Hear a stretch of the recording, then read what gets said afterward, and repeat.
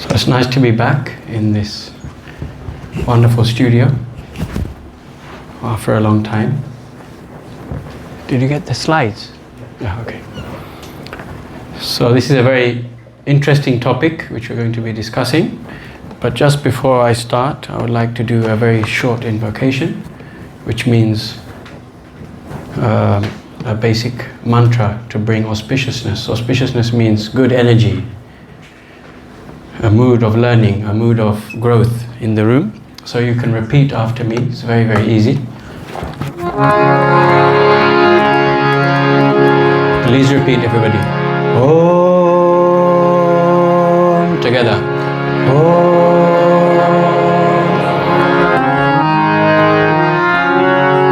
Tamarandasya Gyananjana Shalakaya Chakshurun Militam Yena Tasmai Shri Gurave Namah.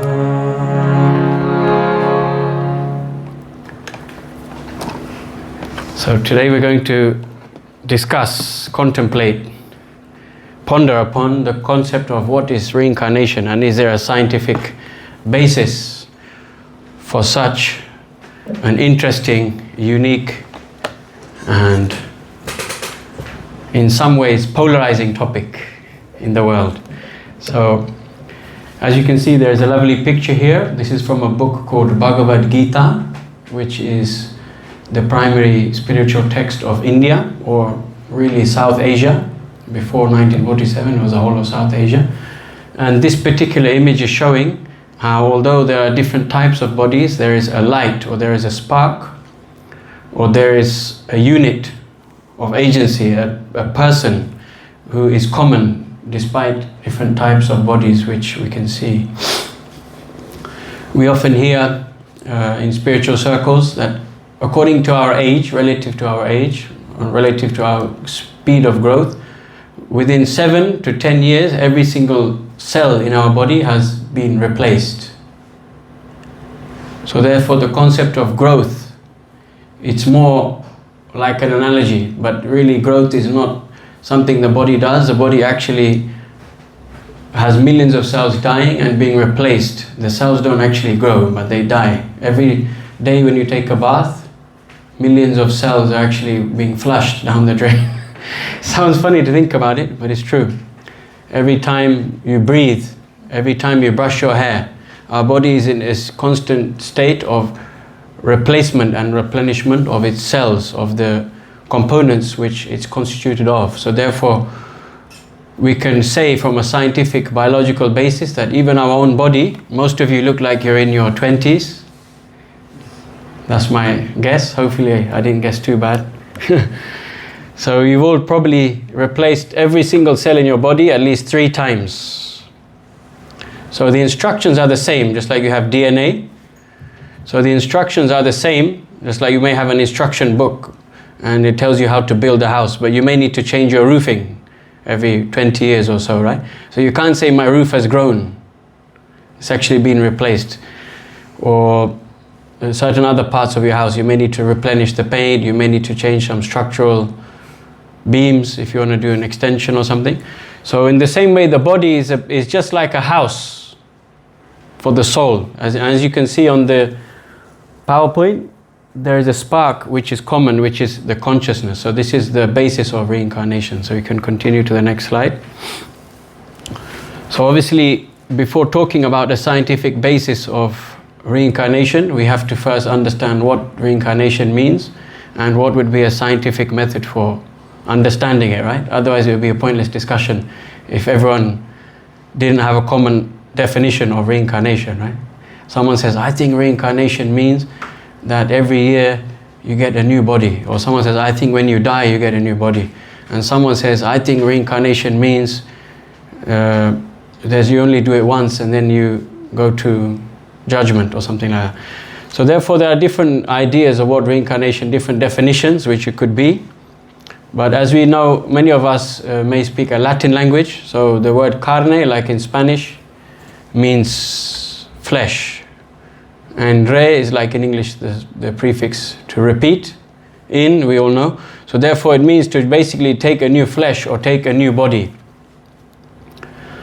So this is what reincarnation literally means, and the concept is more accurately defined as transmigration of the soul. Because we are not the flesh, we're just changing our vehicles. That's the idea in reincarnation.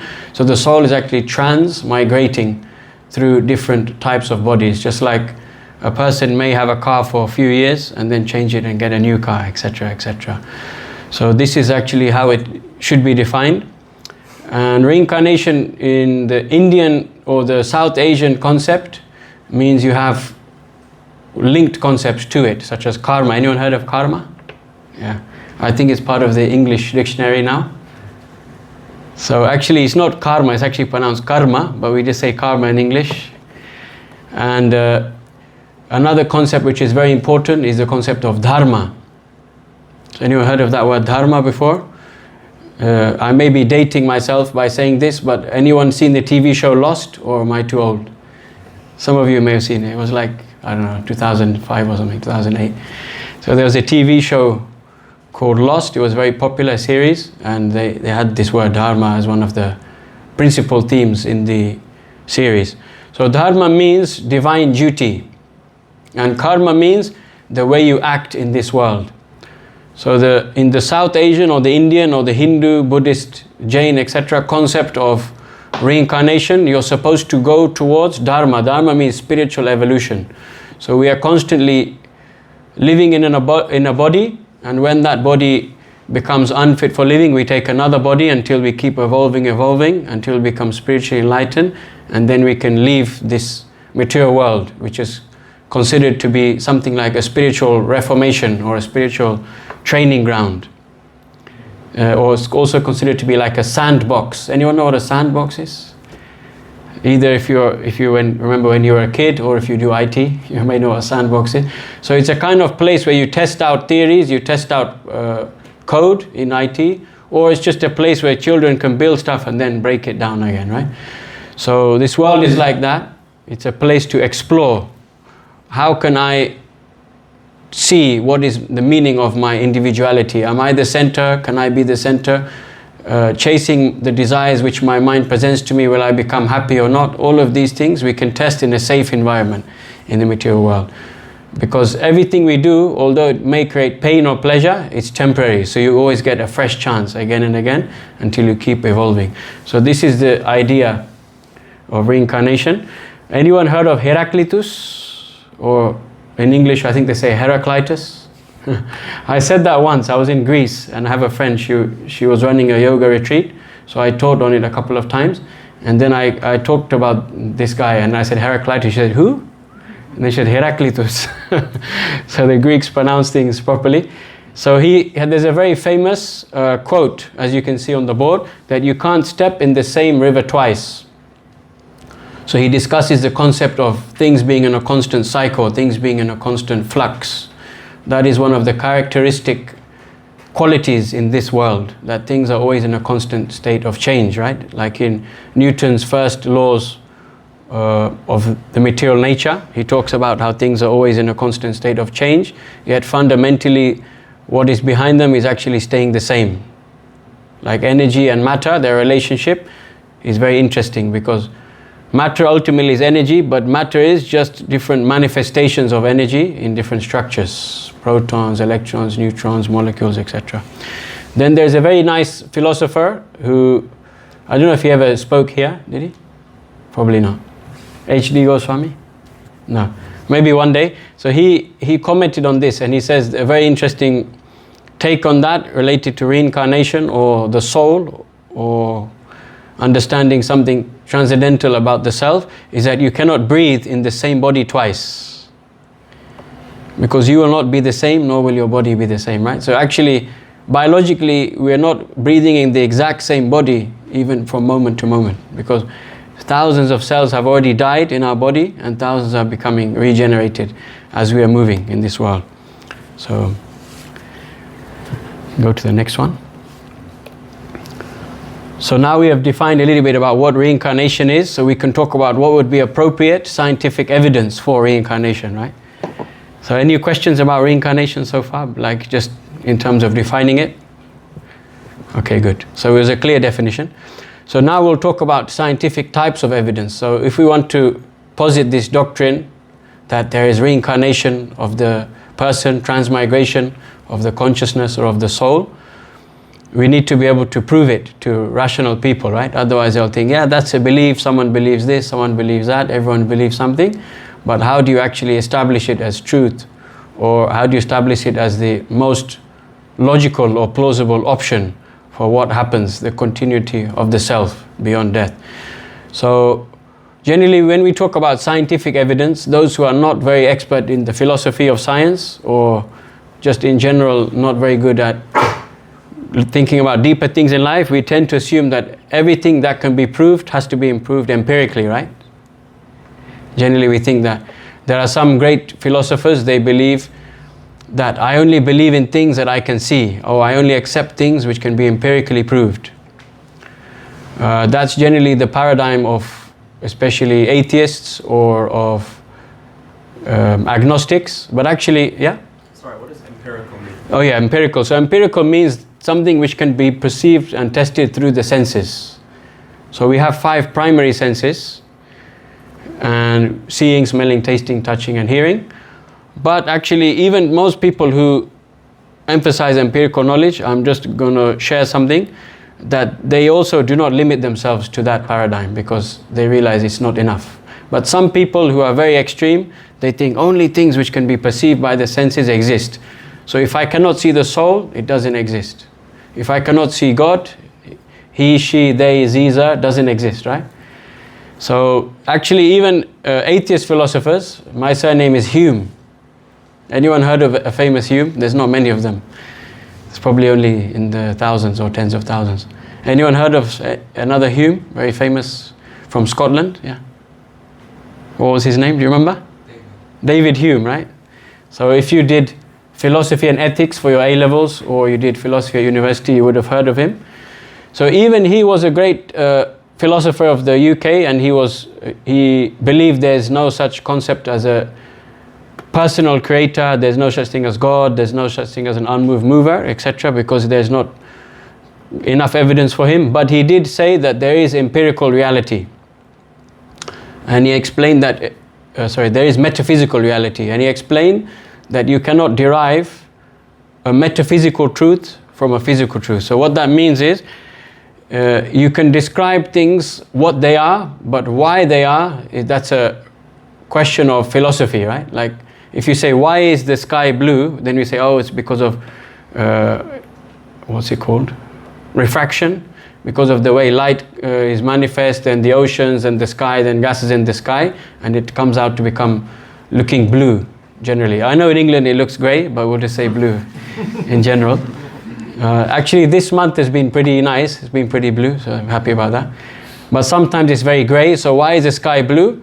That is actually not why the sky is blue, that's how the sky is blue, right? You're asking for a question of how. How means a physical explanation of something, but a why is a motive or a cause or a metaphysical cause.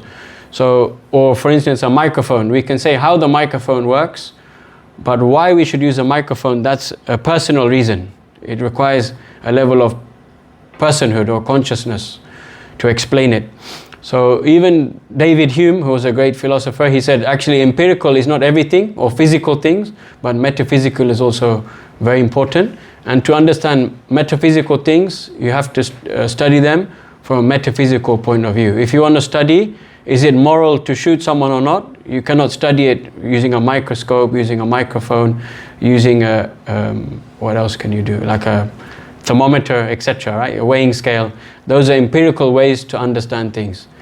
So in the same way, actually to understand reincarnation, which presupposes a soul, which all traditions around the world say it's a spiritual reality or a spiritual molecule, a spiritual spark, empirical evidence would not be appropriate, just like using a microphone to weigh something would not be appropriate, right? The same way David Hume teaches that you cannot derive a metaphysical fact from a physical fact.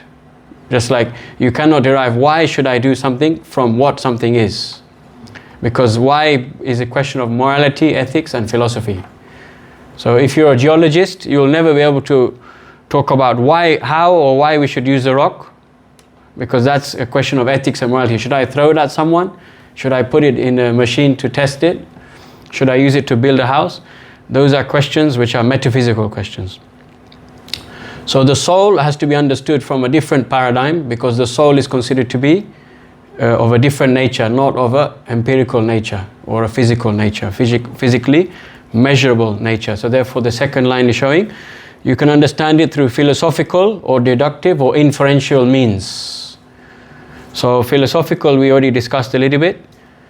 Deductive is actually all 99% of scientists, even if they are agnostic or atheist, they also completely accept deductive ways of understanding things, like mathematics. 5 is not empirical, the number 5, right?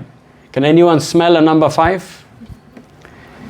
Even see a number 5. Generally, if I say see in your mind's eye a number 5, you will imagine the Latin representation of the abstract concept of a 5, right? But in another country it would be something else. So that isn't actually a 5, right? Those are symbols that represent it.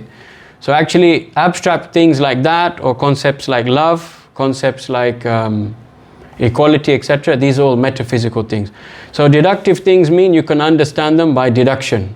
So mathematically we cannot empirically study maths, but we can understand it through logic, through reasoning, and that is fully accepted by science, because obviously by modern science, because obviously deeper than biology you come to chemistry, then you come to physics, right? So physics is lots of maths. Anyone studying physics or studied physics? Few of you. Hopefully they will agree with me. Do you agree with me? Lots of maths in physics? So that's why I didn't do physics. I wasn't that good at maths. So, and inference as well. So you have deduction and induction. So there are different ways which you can study things, and to understand the soul you require something more subtle. So can you see here, this is a space-time curvature. So who discovered the law of gravity? Anyone know? Before him? He improved on it though. Newton, yes. And then, as you're right, Einstein talked about the space-time curvature.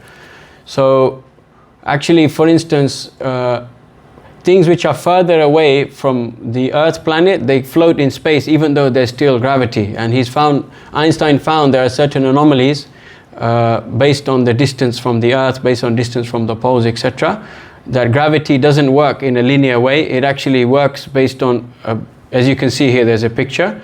So according to where things are being pulled, it's more like a bend. It's not like a linear thing. Like if I'm double the distance from you, it doesn't necessarily mean gravity is double half of the pull. So he found that there's actually a curvature. It's not a linear, straight or diagonal line in gravity. And he found some anomalies in the way that Newton had described gravity. But obviously to understand gravity you can't understand that directly, right? You would have to understand a space-time curvature. So therefore what he actually explains is that in order to understand physical things, then you can do testing, etc. But certain other things you require inference, you require a subtle way of understanding things, because otherwise you will make assumptions which come out incorrect. So just like things which are subtle require explanations which are more subtle. So space-time curvature is even more subtle than the law of gravity, therefore it can be explained. So therefore understanding the soul requires something more subtle, explanation which is more subtle than that. Subtle means less perceivable to the senses, or less easy to understand sometimes also. Or sometimes we say subtle like he subtly hinted this, right? So subtle means less perceivable or less easy, less accessible in some ways. It requires a deeper level of understanding or a superior level of understanding. So we can go to the next slide. So, why is that there? What the hell? Somebody took that from Facebook, wasn't it? No, I'm just kidding. So does anyone know this man? Yes. Who is he? What does he do, this guy? So has everyone heard of Food for All? So it's a very famous charity in the UK. It got an award by the Queen. I used to volunteer for them when I was at university. And the guy that runs it is in the middle and his wife is on the right. Yeah. So he actually is a great philosopher. Not only is he a great charity worker, he basically established this charity which they serve 2,000 meals of food to the homeless free every day in London, and then he has about 3 food banks in London as well, and he does all of it without getting paid. So it's very, very nice. And his wife there is actually, she ran a school, so she used to pay all the bills, and then she used to tell him off that you don't bring any money home. But because he's a very spiritual man and he knows how charities are often misused, therefore he does it out of pure love. So he actually doesn't take money. You can see he has very simple clothing, you see, like a monk. And he was once driving me to London when I used to volunteer for him, and he made a very simple statement which stayed with me for my whole life pretty much since I met him, which he said that without karma and reincarnation, then the benevolence of God or a strong argument for God becomes absent. So in other words, in order to really understand God in a very clear way and to understand Him as a benevolent being, therefore we need to understand and include karma and reincarnation in order to satisfy the problem. Have you ever heard of theodicy? So it's a concept in philosophy. Theos, as you know, means God, like theology, and dike in Greek means justice. So theodicy means the justice of God, because when you study the world, it looks like there's more unfair things going on than fair things going on, right, in this world. Like everyone is innocent. It seems like everyone's innocent, right? Or at least we're born innocent. But many children, they die very young, right? Many people, they're born as twins and their sibling was stillborn. Or many children are kidnapped in this world. Or many good people, they get caught up in a wrong place at the wrong time, and then they get killed or they get hit by a car unfairly. So it seems there's a lot of issues with spirituality or religion or concepts of God in this world, because there's inadequate explanations about why bad things happen to good people. And therefore many great philosophers, they take the position of, I'm not sure it exists, or it's so unlikely that some concept of an unmoved mover or original being exists, therefore I'm going to take the position of atheist. But we do not find that issue in South Asia. In fact, the concept of theodicy is, although South Asia has the first university in the world, in India, the oldest university in the world, it's not a popular topic in philosophy to study theodicy. Because karma and reincarnation very, very easily and, what's the word? Very sleekly? No, what's that word? Very smoothly resolve that issue. So we will discuss a little bit about that. So the doctrine of reincarnation, there are 2 main premises of it. The first one is that consciousness is separate to the body. So for reincarnation to make sense, consciousness has to be separate to the body, because the body obviously doesn't actually transmigrate. So it's not taking a new body, because the body can't take a new body, then it wouldn't be the same body. So what is staying the same is the consciousness inside of the body. So therefore it's not dependent on the body for existence, and it's not modified by the body. So the soul remains unchanged. The consciousness, in other words. And the second point is of reincarnation, that consciousness transmigrates in different bodies. So consciousness doesn't reincarnate, actually transmigrates. That's a more accurate word, in different bodies. According to, these are 2 Sanskrit words, guna, which means quality generally, and karma, which means action. So in the context of reincarnation or transmigration, guna and karma means according to the quality or the nature we have tastes, we have desires, we have preferences. And the karma is what gives us qualifications or earnings or merit, right? So it's a very easy way to understand why does the soul change body and where does it go. Krishna explains that in a text called Bhagavad Gita, which I mentioned earlier, that yam yam vapi smaram bhavam, it's a verse in Sanskrit which is explaining that according to your consciousness, then you choose a certain body, actually. So we're not forced in a certain body, we choose our next body through 2 things. Is anyone renting an apartment right now? So I don't know in England, because I've never rented here, but when do leases normally end for students? Like July the 1st? Or July, yeah? So who has to renew or change their apartment on July or any time this year? Anyone changing their apartment? So you'll be very conscious of this. There are 2 main things which determine our next apartment we go to, right? What are they? What's some reasons you would change? It's hard to pick exactly two, but just give any reason why. What you would pick? Why you would pick an apartment? Probably the location. Location, yeah. The budget. And the budget. That's exactly what I was looking for. So I don't worry, I didn't plug her to answer that. So the location. So you have a preference of taste, right? Like I don't want to be in a dodgy area because then when I go to Ministry of Sound on Saturday night and I come back late, it's even open still. I haven't been there since I was a kid. So I mean not a kid, sorry, since I was 18 plus. But is it even still open or not? Yes. It is, yeah, okay. So I've only been there once, so I don't really remember. But like, so Ministry of Sound, right? So if you come back at like 3 a.m., 4 a.m., which is normal Saturday night for students, you come home in the morning and you don't want to be in a dodgy area, right? Because you may get mugged or something. So you want to pick a good area, a beautiful apartment. Hopefully it's like recently renovated, spacious. So we have a preference. And then we also have our budget, so our qualification, financial merit. So our work determines our budget, and our personality or our guna, our qualities, our nature determines our taste, right? So those are two things which influence our next body. So we can click on the next slide. So if you remember on the last slide, I talked that consciousness is separate to the body. So there are many empirical ways which you can't actually prove it, but you can give evidence. It counts as evidence, but proof means there's sufficient evidence that it's like 100% true. But as I established earlier, reincarnation is a subtle thing because it's concerning something subtler than matter. But there are ways in which you can demonstrate the symptoms of reincarnation or the consciousness being separate to the body. So one example is near-death experiences, sometimes called NDE. Anyone heard of that before? And then there's also OBE. So does anyone know what OBE is? Order of the British. Yeah. So that's a good one as well. So OBE also means not only Order of the British Empire, but out-of-body experiences. So these are two ways which we can signify that there is a consciousness separate to the body.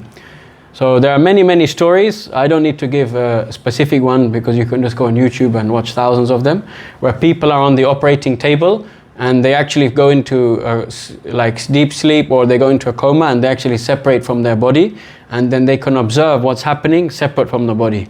And they can actually say like what time it was, they can talk, they can say how many people were in the room. They can even describe something like, oh, this doctor was complaining about their wife or their husband because they left the laundry in the machine all day and now it smells damp or something. So they can hear random anecdotes like that. Or they can even leave the room and talk about something that's happening in the next room, even though they never left that room. So there are many, many thousands of examples of this in the world, and it cannot be explained clearly. Because you can't explain something empirical if the agent in that in that search for something empirical is not empirical. So if the soul or consciousness is separate from the body, then you can't use an empirical method to study it. But you can use NDEs and out-of-body experiences to demonstrate that it's very, very possible. That's the strongest type of empirical evidence you can think of, conceive of, and there's many examples of it. So those are NDEs and OBEs. Anyone won an OBE for doing something big in the country? So we can go to the next slide. So that is a demonstration of the consciousness is separate to the body. Because of time, I don't want to go into those 2 points so much, so we'll go to the second point, which is about reincarnation. So we talked about philosophical, deductive, and what was the third one? Types of evidence, inferential types of evidence. So subtle types of evidence. So many cultures believe in reincarnation actually. Pretty much all the native cultures of the world, or native spiritual traditions, the majority of them, apart from the ones from the Arabic Peninsula, in their mainstream form, the rest of the world believe in some form or other of reincarnation. Just like the Egyptians, they believed in reincarnation, they had the idea of the soul. That's why they used to bury, what do you call them? Mummies, right? The pharaohs, they used to give them their personal effects, gold and different other items, silk, clothing and things like that, because they thought they'll take it to their next life. So many ancient cultures around the world have that. And we know the great Pythagoras, which is very famous for his mathematics, he also talked about a soul in his writing and some kind of transmigration of the soul. It's not exactly the same as the one you find in India, but it's very similar. And then the Essenes. Anyone heard of the Essenes? So Jesus Christ, he was not only a great spiritual leader to some form of the divine, but he also was part of an esoteric group of Judaism which were called the Essenes. So they were the ones which were slightly persecuted by the mainstream rabbis and the mainstream institutional leaders of Judaism, because they were a bit esoteric and they were a bit mystical. So one reason was they used to be generally vegetarians. And then not only that, they used to believe in a form of reincarnation as well. So they were seen as a little bit heretical in some ways, because generally it wasn't accepted in the mainstream philosophy. Anyone heard of Sufism? So Sufism also, they have some kind of form of belief in reincarnation, and there are some other groups in Islam. So some what we call mystic schools or esoteric schools, you find this concept of reincarnation. And then I'm not sure if any of you have heard of Manichaeism and Zoroastrianism. There used to be world religions before Persia was conquered, some 1500 or so years ago. They were considered world religions at the time. So they also basically had more or less the same idea of reincarnation as South Asia or India. So we can go to the next one. So many traditions philosophically believed in the concept of reincarnation, but then if it's true, or if I should take it as a theoretical truth, then why don't we remember past lives? That's really good counter-argument, right? That's like if you say, you have been to Starbucks yesterday. Then you say, if I've been to Starbucks, then how come I don't remember it? So I could say you were drunk, right? Hopefully you weren't that hungover that you still like blacked out at like 7 a.m. to get a coffee. But sometimes it happens, right? You come back at 4 a.m. and then by 7 a.m. you need to go to work. So you pick up a coffee and then you forget what you did. But no. So we don't remember past lives for different reasons. This is explained in the Vedic text. This answer is given. So there's a very nice analogy. So hopefully this picture makes some sense once I explain it. So the way the human brain works, the way our memories work, is that we remember things according to survival, what is aiding our survival, and we forget many other details. Just like all of you, tomorrow you probably will forget what everyone in this room looks like. So if you see them like next week, you may not even remember them. Hopefully you remember each other, but it may happen, right? You may be like, you walk past someone and then you actually forget what they look like. So sometimes I go to an event and they're like, oh, you gave a talk last year. I'm like, yeah, I'm not sure if I remember you, but thanks. Yeah, it's been a long time, you know. So the nature of our brain, even according to science, is that we, in order to evolve and survive, we remember things which are critical to not have a memory overload, right? So in the same way, our previous lives' memories, they're not really useful for our survival in this life, especially if we were in a different type of body. So in the Indian concept of reincarnation, the Vedic concept, you actually reincarnate in different types of species as well. So it's a bit like when you have the light on, the more light covers the projector, the less you see, right?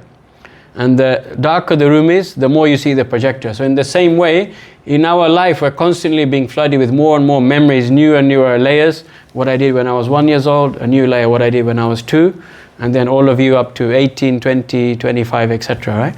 So because there are so many more layers of light, or so many more layers of memories on your consciousness, therefore we don't even remember things when we were younger.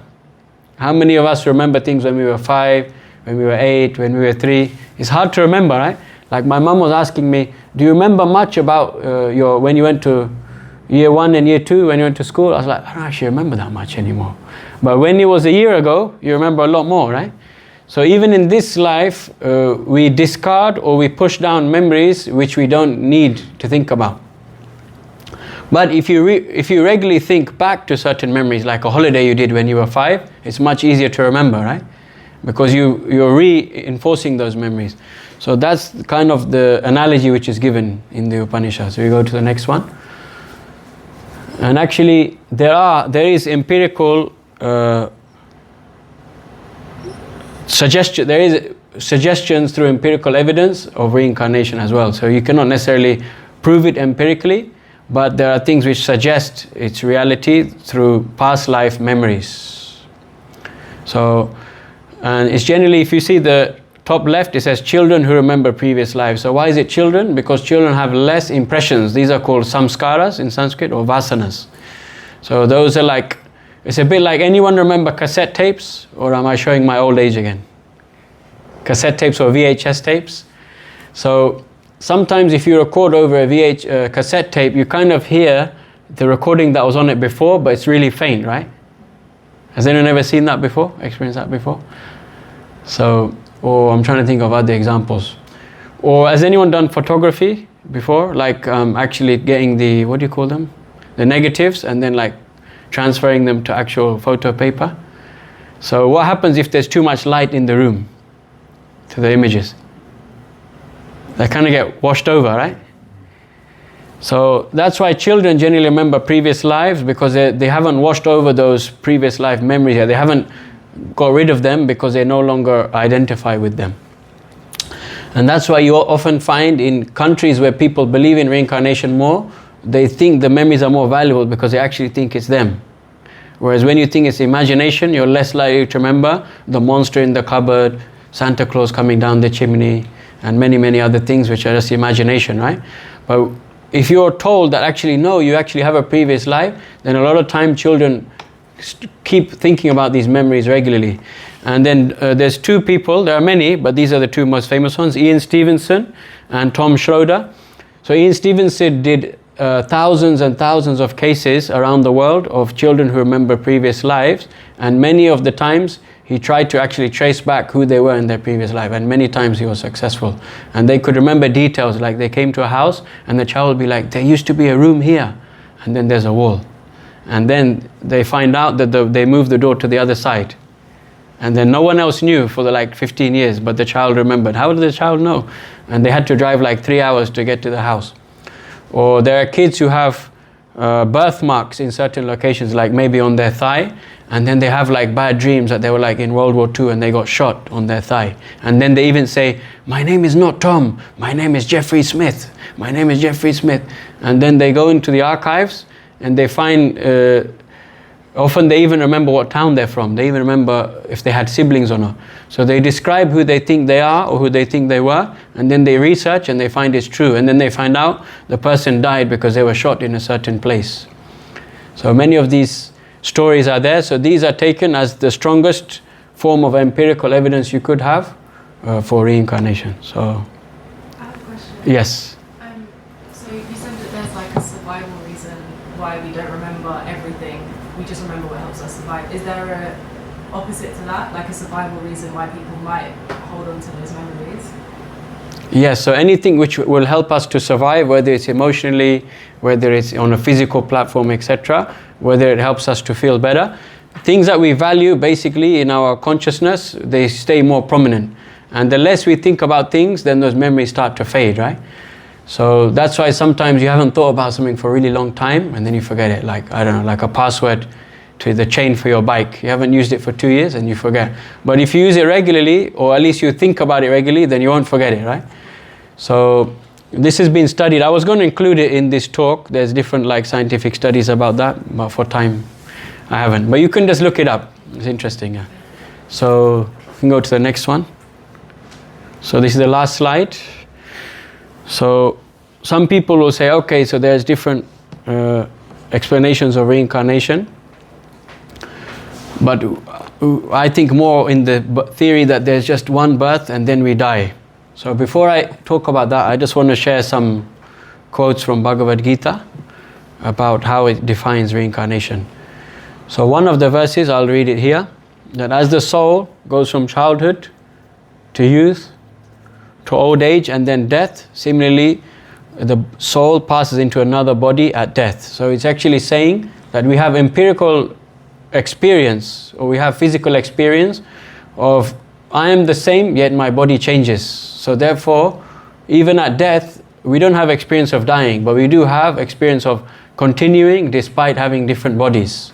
So Krishna is using this as an analogy or an example That just like in this life we've always experienced that even though my body is different, I'm always the same. So at death actually, nothing dies actually, because the body is energy, made out of energy. Energy doesn't die, like in Newton's laws.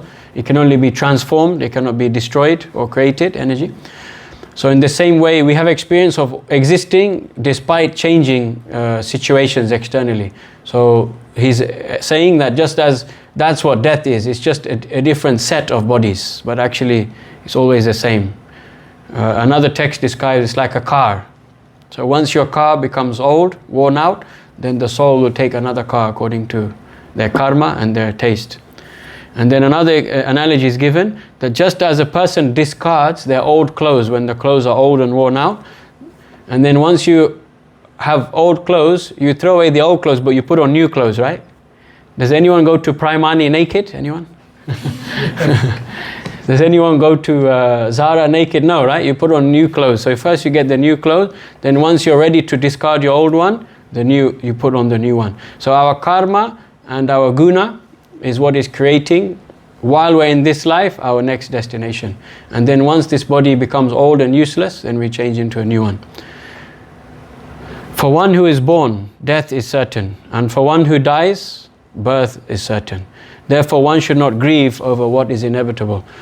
So therefore, we understand that the body will be born, the body will die externally, but the soul doesn't have any change. The soul is always staying the same. And then the last one. The soul carries the mind and senses from one body to another, just as the wind carries fragrances from their source. So the wind and fragrance, you cannot see it very clearly, right? You can only see the symptom of the wind, like when the leaves blow or when there is like a door being pushed or something. And you cannot see a fragrance, right? But the essence is there, and just like the wind takes a fragrance from the bathroom into this room, hopefully it won't happen today.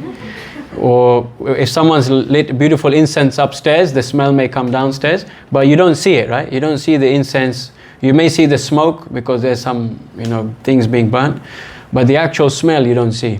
So that's the same thing with the soul. It's a subtle thing. So therefore, we should understand it from this deeper platform of metaphysics and spirituality. So the last one we'll just briefly discuss. That the issue with the single birth theory is that not only is it actually a good way to scare people, because if you say that you have only this chance and then tomorrow that's it, finished, you'll be judged, right? But actually it doesn't put the concept of God in a good light, or the concept of a benevolent God. Benevolent means all loving, because it shows then that most people in this world, for instance, generally in Abrahamic faith, they talk about going to hell forever, right? Especially Western forms of Christianity. Orthodox Church actually don't talk about that, but especially Protestantism, they emphasize everyone's going to hell forever, right? Like the Church of England, which was very prominent before. So they used to believe that everyone not in the Church of England is going to hell forever at the end of this life. So then how is God good? Say I have 10 kids, and then I kill 9 of them, and then I say I'm a good dad. Is that a very good dad? So I created the kids, and then I put the majority of my kids into hell forever. So what's worse, dying or being in hell forever? What would you prefer? Probably dying. Yeah. Can anyone conceive of a worse punishment than going to hell forever? Anyone? Hell is basically the worst place you could go, right? It's worse than the gulags. It's worse than North Korea. It's worse than... what's the island called? Jeffrey Epstein's island. Although that's one of the most abominable places on the planet, that nasty island, but hell is worse even than that, because at least there you may be there for a few weeks. Hell, you're there for eternity. So there's nothing worse than hell, right? But majority of the creation, around 80-90%, are going to hell forever. So therefore this concept of, it's more like an emotional thing to scare people into behaving, right? But it's actually not a very rational thing, because obviously God wouldn't send you to heaven if you're 50-50, like, do you want to go to heaven or not? 50-50. Do you sign that you're part of the COV? Yes. Okay, then you're going to heaven. But you didn't really want to go there if you're only 50-50, right? What about if you're 70-30? Then like, what should you do? Does God just take the majority, or is it better that when you're 100% sure, then He takes you, right?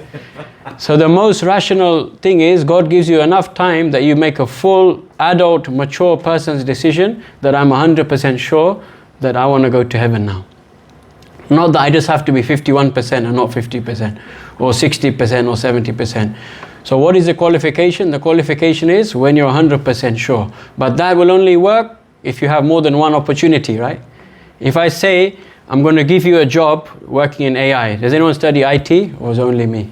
Am I the only geek in here? I'm just kidding, I'm not a geek. So you studied IT, yeah? Yeah. So if I give you a job at Google and I say you have to get the programming right on the first day that you come to the job, that's not very fair, right? Or you'll get fired. Because it's a very tough job, it's like, especially at uni, they don't actually prepare you that well for a lot of jobs. So it normally takes about a month or two to really get like in the flow, right? Especially in IT or like medical jobs, etc. So you need a lot of time, and imagine in the space of eternity, one life is not even a blip in time, it's not even a millisecond, right? So what kind of opportunity is that? It's a very, it's practically infinitesimal, the opportunity. So therefore, this is why the single birth theory is not very popular in what we call the Vedic philosophy, because it doesn't properly explain the benevolence of God. But you get many lives to keep evolving, and when you make the mature choice that now I want to do something, I want to go somewhere, then you get the opportunity. So thank you very much. You can do the last slide. So if anyone wants to hear a bit more, this was a very short talk. There's a really good podcast from one of our teachers. He actually came here, Chaitanya Charan Prabhu, right? Yeah. I don't know if you guys saw him. He's a guy from India. He's like very intelligent. So you can scan this QR code and you can actually, I just gleamed over the topic, but you can actually like watch this podcast. It's really, really good. He's one of the most famous authors in India, and he came and spoke here on reincarnation. So you can have a look at this video. Thank you very much. Should we do a question or not? Yeah, so like, If there's any questions, comments, confusions, anything like that, then you can raise your hand. And yes? Hi, I just wanted to add, so I'm Greek Orthodox and you're right, we don't believe in hell per se. Yeah. If there is a hell, just for you to know, it's defined as the absence of God, because you don't want to be around him anyway, so it's not that you were punished or anything. Yeah, exactly. Thank you. So actually, Orthodoxy, especially Ethiopian Orthodoxy, is very similar to the Vedic philosophy in many ways, because it's the closest form of Christianity in some ways. Of course, obviously, Catholic Church split for certain reasons, Protestant Church split, but those are more external reasons, like social reasons, institutional reasons. Yeah. But philosophically, it's a bit more robust, isn't it? Yeah, it is. So, thank you, yeah. Yeah. I was going to ask, is when you said you choose your next form in the next life, does that have anything to do with how good you were in the previous life? Very good question. So it's such a big topic. I was going to get into like different forms like that. The Vedic texts explain there's 8.4 million species. So science, I think, talks about 6 point something or about 7. It keeps going up, so I don't know the number. Million species. But it's just a coincidence that the numbers are almost the same, because it actually defines species not on a biological basis or phenotype basis, but it describes it based on consciousness and the filter of consciousness through 3 types of energies, which is goodness, passion and ignorance, which is one of the most beautiful topics in philosophy. You can look it up online, the gunas, G-U-N-A-S. And that's very practical for food, for sleeping, for lifestyle, for relationships. You can see these 3 energies, how they influence you. And you can actually predict how people will behave based on those energies. So the body is just like you have red, what are the 3 primary colors? Red, blue and what was it? Yellow. So you can get millions of colors, like on the computer you often see 255, 255, 255, right? And then you multiply those and you get thousands and thousands of colors. So in the same way, the bodies are according to what gunas you're in. What goodness, passion and ignorance, the combination of those 3. So according to what energy level or vibration you have cultivated in this life, then you go into a body related to that in the next life. Exactly, I'll end on this, exactly how when you change the gear in a car, you're supposed to change gear when you're at the right speed so it matches the gear you're on, right? Has anyone tried going from like, I don't know, like 5th gear into 2nd gear? It's really bad. It will probably, blow your clutch, right? So you have to change gear at a speed that matches your current speed. That's appropriate for the gear you're changing. Like you're going to 1st, after a few miles per hour, 2nd, etc. So thank you very much. So now we'll continue on.